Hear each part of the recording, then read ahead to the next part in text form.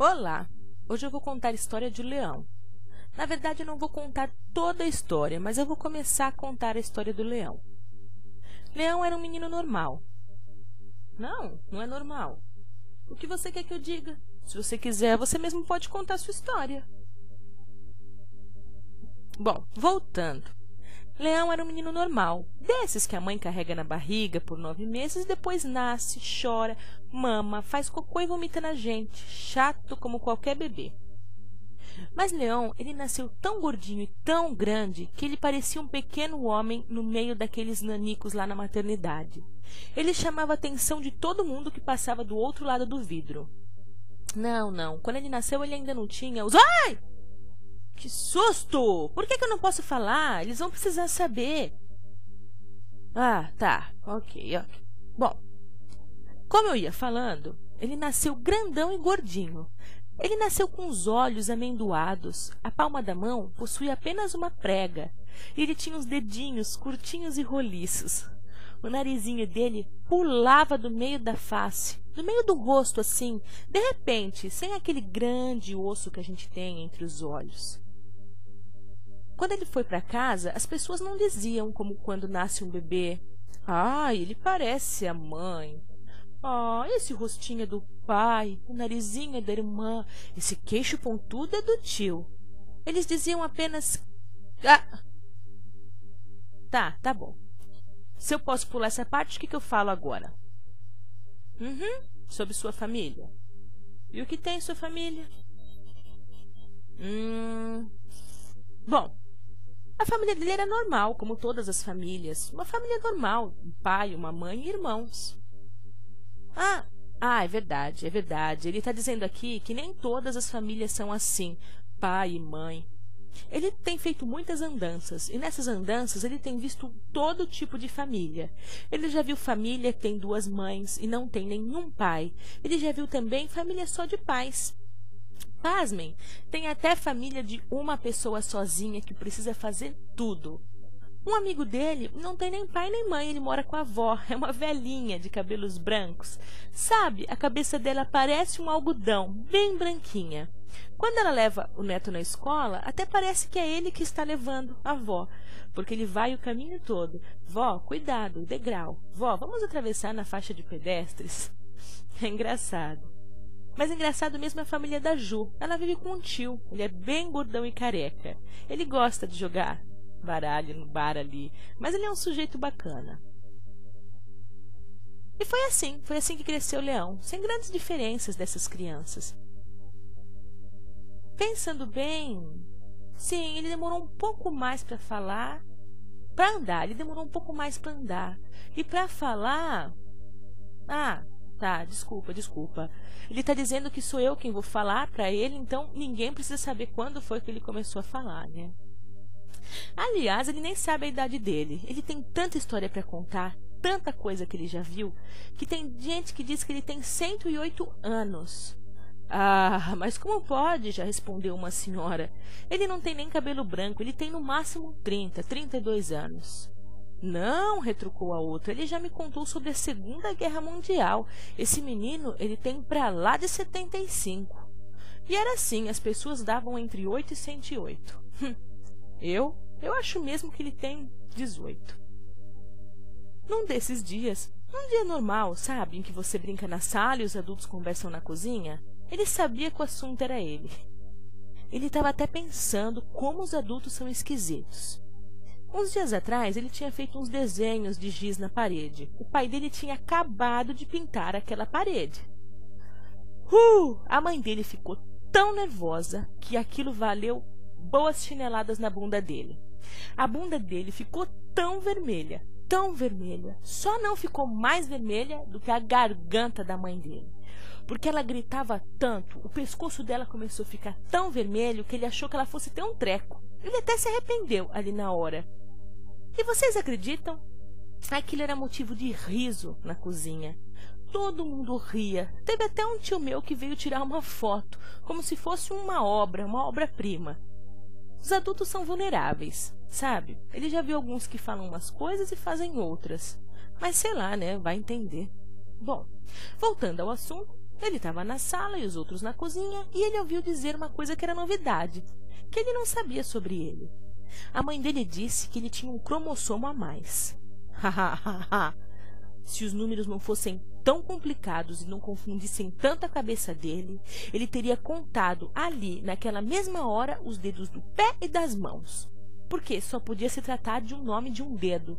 Porque as outras coisas eram simples, tinha uma, duas, sei lá. E também se ele tivesse 2 narizes, ele perceberia. 3 orelhas, 5 olhos, ou 2 pipis, ai, Deus me livre. Bom, ele estava irritado com toda essa falação sobre ele, e ele tinha orgulho demais para perguntar para alguém o que era esse tal de cromossomo. Sabe, orgulho, porque como assim? Como é que alguém poderia saber mais dele do que ele mesmo? Ele tinha uma pinta na virilha que só ele sabia. Quem mais poderia saber daquela pinta na virilha? Pois é, ele ficou toda aquela tarde recapitulando tudo o que ele sabia do corpo humano. Braço, perna, dedo, olho, orelha. Ele nunca tinha visto, mas já tinha até ouvido falar de um estômago. Toda vez que ele comia muito, ele ficava imaginando, sabe? Um saco dentro da barriga dele, onde ia toda aquela comida mastigada. Um nojo! Como era o mesmo o nome daquilo entre a perna e o pé? Será que era o meu cromossomo a mais? Não, era Bom, não importa, mas não era o cromossomo. Quando todo mundo foi embora, a casa voltou ao silêncio normal.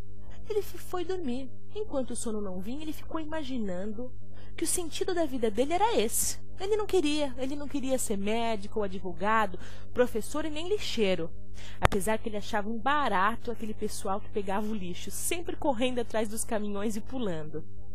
Ele descobriu que o que ele queria mesmo era descobrir o que era cromossomo. Na verdade, ele não queria só descobrir, ele queria ter mais.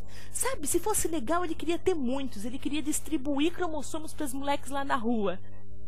Mas também, se fosse ruim, ele queria tirar isso. Mesmo que doesse mais do que aquelas injeções bem grandes. Mesmo que doesse mais do que ir no dentista. Enquanto ele dormia, ele sentiu algo esquisito lá embaixo. Sim, lá embaixo. Lá embaixo. Vocês sabem onde? Lá embaixo. Não tão embaixo como o dedo do pé. Mais para cima. Isso mesmo. Ele sentiu algo estranho no joelho.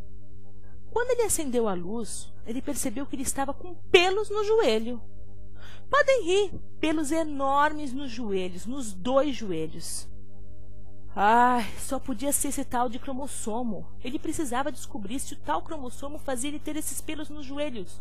Eram pelos enormes, chegavam ao chão se ele ficasse em pé.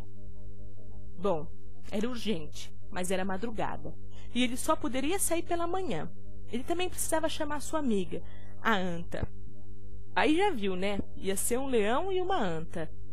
Enquanto ele dormia, ele teve esse sono.